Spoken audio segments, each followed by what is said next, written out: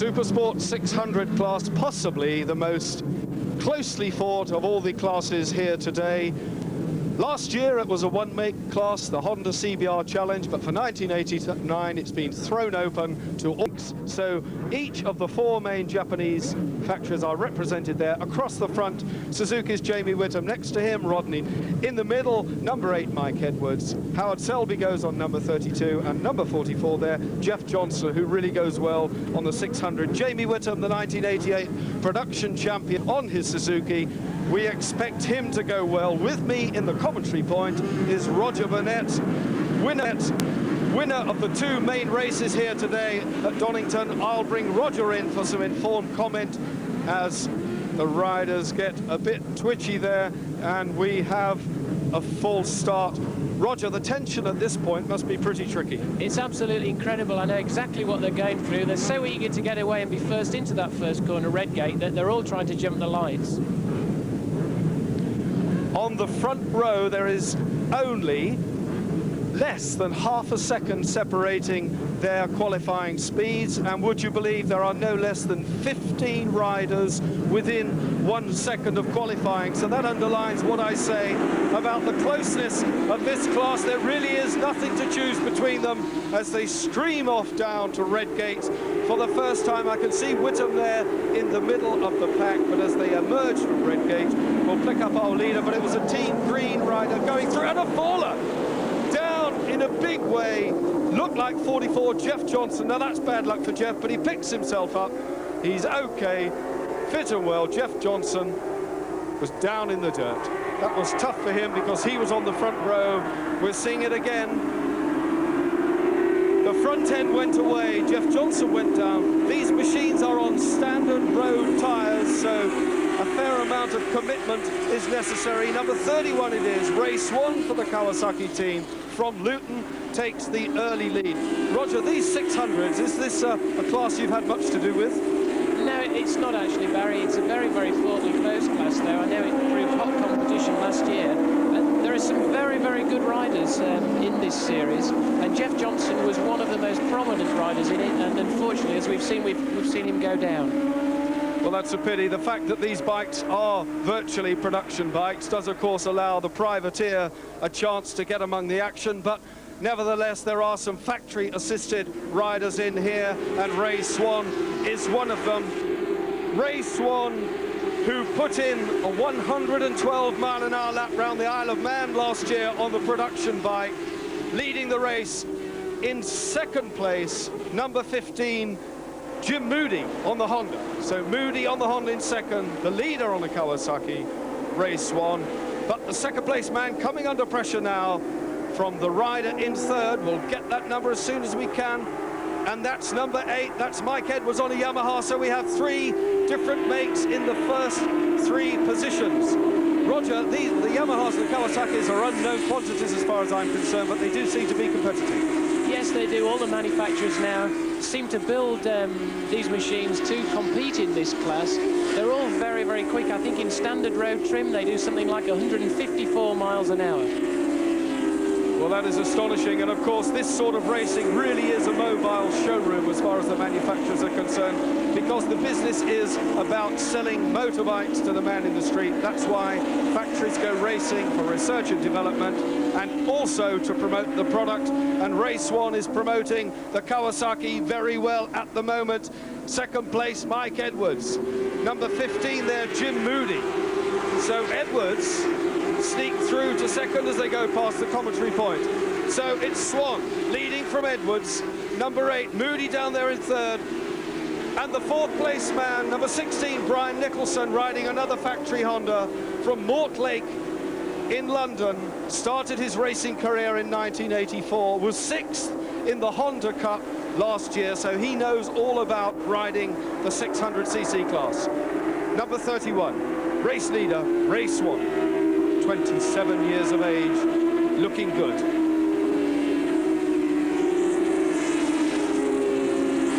Ray Swan taking the early advantage. Mike Edwards it is in second place, Jim Moody in third, number 16 Brian Nicholson, Jamie Whittam on the Suzuki down there in fifth, and Eric McFarlane, number 48, on the Loctite Yamaha in 6th. So we really do have a mixture as Jamie Whittam sat up.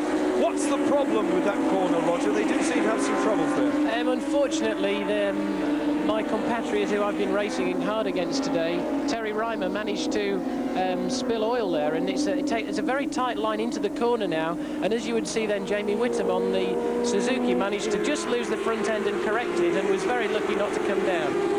Well, Rodney Knapp took advantage of that, and Rodney Knapp, and we're going to see it now. This is where Whittam got into trouble. There was a problem there, but Whittam hung on to it, but Rodney Knapp sneaked past, so Knapp is now ahead of Whittam as the race leaders come down to Craner Curves. Ray Swan still in the lead, number 31, Ray Swan. In second place, it's still number 8, Mike Edwards from Wigan, the 1988 British Junior Stock champion, 27 years of age, Mike Edwards, going well and closing now on 31, Ray Swan. So Swan having to look to his laurels to keep the Team Green Kawasaki ahead of the fiercely quick Yamaha of Edwards. Swan, Edwards. It looks to me as though the third place man is now Nicholson, but I shall confirm that. Nothing between these two, and here it is. Edwards is on the inside of Swan, and he's there. He squeezes through out of Goddard's.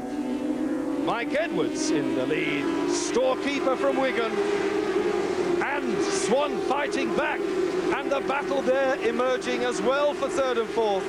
Ray Swan getting aggressive. He's on the inside of Mike Edwards. He's back in front. Swan, Roger, this really is a ding-dong. This is an excellent race.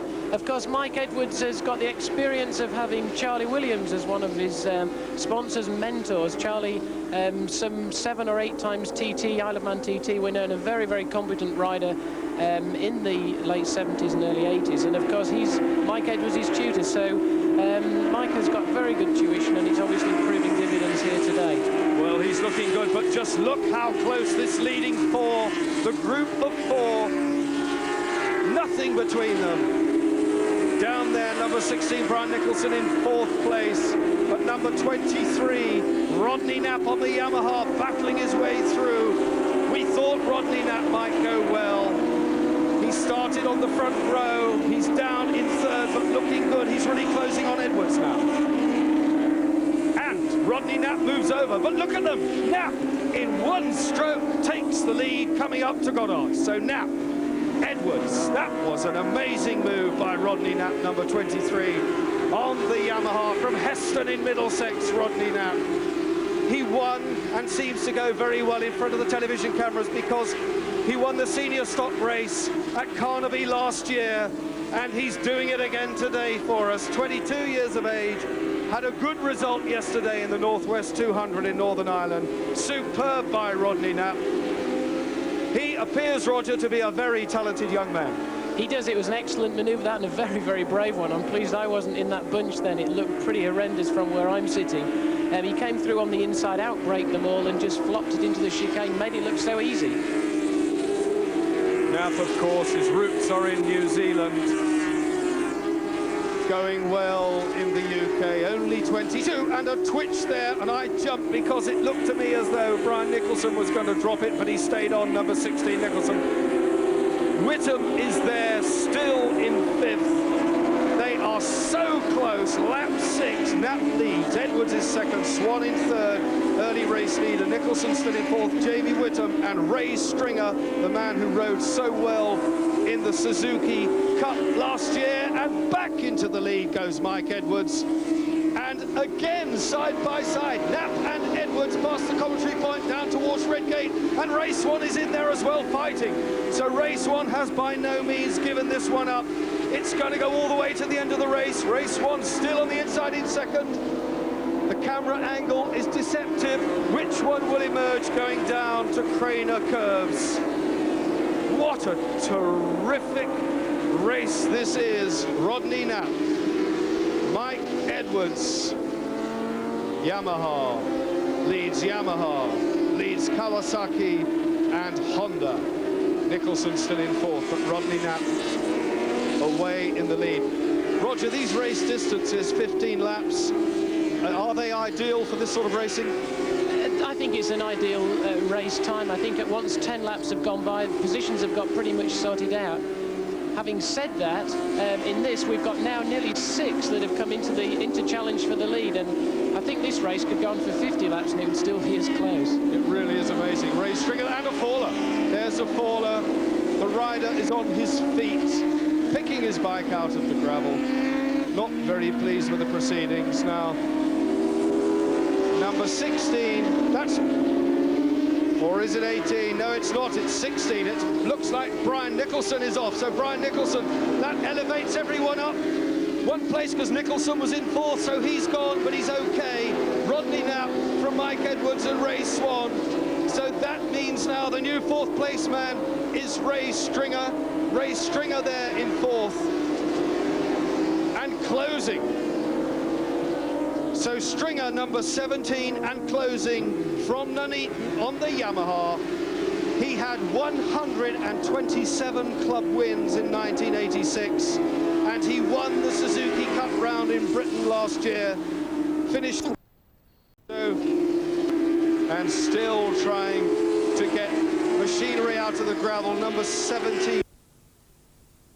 That's Ian Duffus. We expected big things from him, but he's gone motocrossing.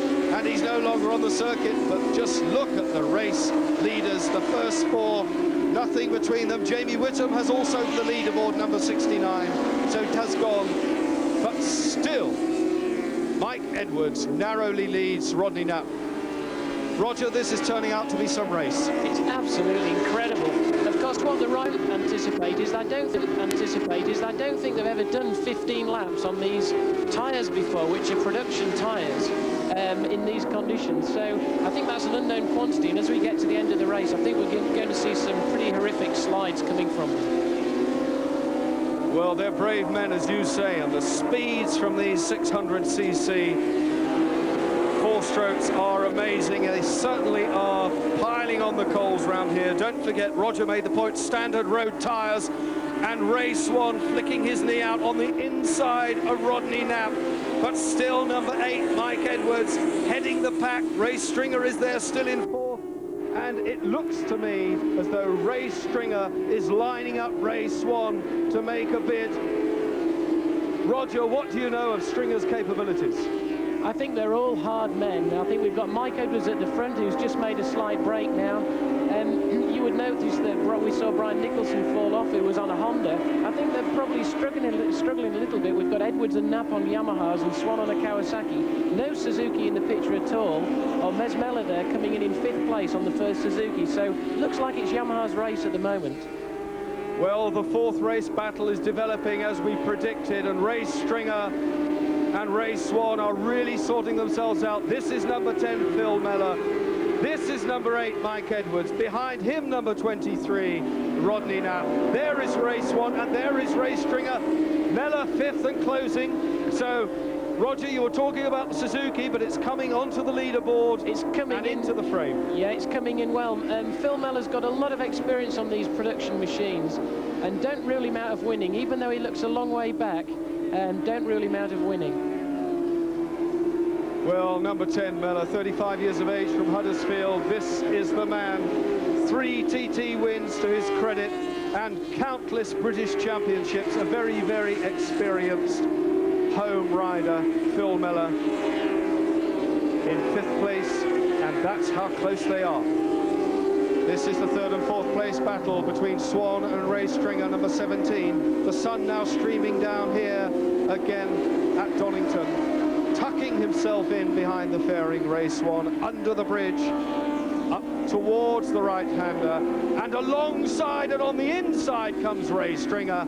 Out breaks Ray Swan, so up into 3rd place for the first time, number 17. Ray Stringer on the Yamaha, running wide on the exit, nearly handed it back to Ray Swan on a plate. Which one of them will get the verdict round here? Roger? Ray Swan's a hard man. I think he's going to try and switch. Oh, he's gone very wide there, so Stringer's got the advantage. Race One's just probably going to come up the inside now and try as we go down into Craner curves. But as I say, the Yamaha seems to have the power advantage here. We've now got 3 Yamahas, first, second and third. So I think it looks like Yamaha's race. Well, that's the point. It hadn't occurred to me, but they do seem to have the edge on speed.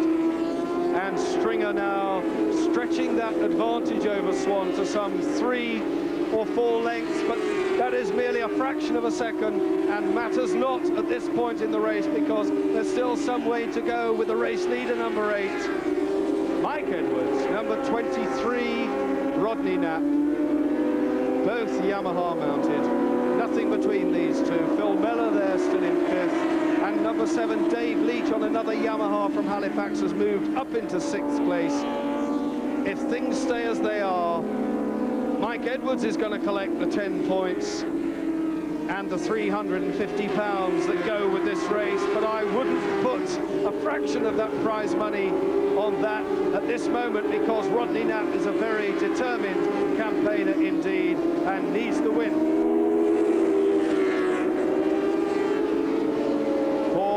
To go, including the one the riders are on, but Stringer there still in 3rd, Swan in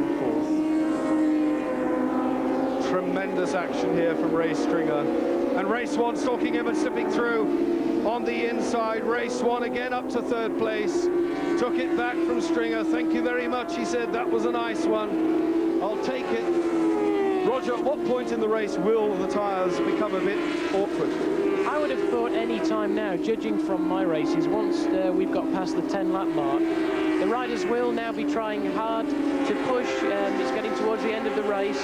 Edwards will be trying to get away from Rodney Knapp, and likewise the other way round. And the dice also for 2nd and 3rd place. They'll all be trying to get away, and that's when they'll push and the tyres could give way. Rodney Knapp in 2nd place, sitting up, following Mike Edwards through there, almost stalking him onto the straight at the end of lap 12. They are on lap 13 now, hurtling down past, and just look at Phil Mellor coming up among the action. So Phil Mellor now into 4th place, puts Stringer back, so the Suzuki of Mellor doing something for Mick Grant and his team here today. Suzuki up to 4th. So Yamaha lead, Yamaha 2nd, Kawasaki 3rd, Suzuki 4th. Number 17, another Yamaha in 5th. But Phil Mellor now really putting the cat among the pigeons and chasing Swan. A quick glance over the shoulder from Ray Swan. 27 years of age, Mellor's right with him. Phil Mellor wants that 3rd place and is making his intention very clear, and a twitch from Ray Swan. Roger, could that be tyres? I think it's definitely tyres. The tyres will be getting very sloppy now. These are really pushing it. Phil Mellor's now putting Ray Swan under tremendous pressure, and it's Suzuki versus Kawasaki, and as you can see, they're nearly side by side going down the straight. Mellor's taken Ray Swan's slipstream, and I think he's going to go into the chicane. Well, Mellor there on the inside line. No, he's not. He switched it. Ray Swan has closed the door, so Phil Mellor still in 4th, but pushing hard, and all 3 riders running very, very wide as they exit Goddard's. But Mellor on the inside of Swan, and Mellor it is, up to 3rd. So Phil Mellor on the Suzuki in 3rd place. Ray Stringer now is having a go at Ray Swan. What a tremendous race this is. These 3, nothing separating them. Lap 14. 1 lap to go at the end of this one. 3rd, 4th and 5th. Mellor, number 10. Swan, number 31. And 17, Stringer. Still with them. 25, Ian McConaughey, has exited this race, so his Supersport 600 race is run as Ray Stringer winds that Yamaha up just to see if there's anything at all left, anything he can do. Roger Burnett, this is quite one of the most exciting races I've seen in a long time. It's absolutely fantastic to watch. Of course, the interesting thing is now Mike Edwards, who's leading the race, is now the new lap record holder at 1 minute 17.9, and Rodney Knapp, who is close behind him now, number 23, is the ex-lap record holder. He held the lap record before this race started, and now Mike Edwards has taken the advantage at 1 minute 17.9. So lap records are tumbling here at Donington today, and the Supersport 600 race is no exception as Mike Edwards heads Rodney Knapp on the last lap. Casting shadows on the tarmac, but it's Edwards and Knapp, nothing to choose between them. Roger, very briefly, has Knapp got anything left into the dying seconds of this? I think we've got to watch this into the chicane, because for sure he's good on the brakes. We've seen him make that manoeuvre earlier in the race, and he's going to have a go at Edwards definitely down into the chicane. On to the fastest stretch of the course, but it looks as though Knapp is a little bit adrift of Edwards and isn't getting the tow. He's not in the slipstream. Up to the chicane now. Edwards leads Knapp. Knapp is close, but has he got close enough? It doesn't look like it. A sprint to the line. Number 8, Mike Edwards, a fist in the air. A well-fought second place. Absolutely delighted. And this is third. Jamie Wood, Phil Miller, fourth race stringer. Race 1 ended up 5th. Here's the race leader, number 8, Mike Edwards on the Yamaha. A stunning performance. What a race. Overall result, Mike Edwards, number 8, the winner. Rodney Knapp in second. A well-fought third for Phil Mellor, number 10. Ray Stringer, 4th. Poor old Race 1, 5th at the end. And number 7, Dave Leach, 6th. And final point scorer.